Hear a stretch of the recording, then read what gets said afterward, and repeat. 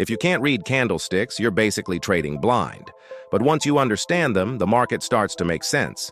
In this video, you'll learn how to read candlesticks, including the open, close, and wicks, and how to understand bullish and bearish candles.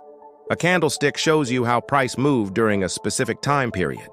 Each candle tells you 4 things: the open, close, high, and low. These 4 points help you understand who is in control, buyers or sellers.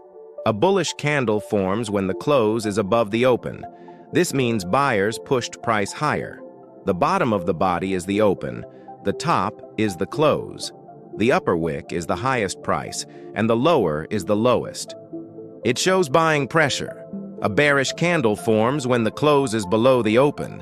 This means sellers pushed price lower. The top of the body is the open, the bottom is the close. The wicks still show the highs and lows. It shows selling pressure. Wicks tell you rejection. A long upper wick means price tried to go up but got pushed down. A long lower wick means price tried to go down but got pushed up. Wicks reveal hidden battles between buyers and sellers. Example 1.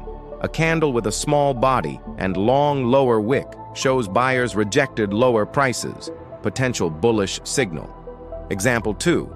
A candle with a long upper wick shows sellers rejected higher prices, potential bearish signal. Example 3. Strong full-body candles with small wicks show strong momentum in one direction. Don't look at one candle alone.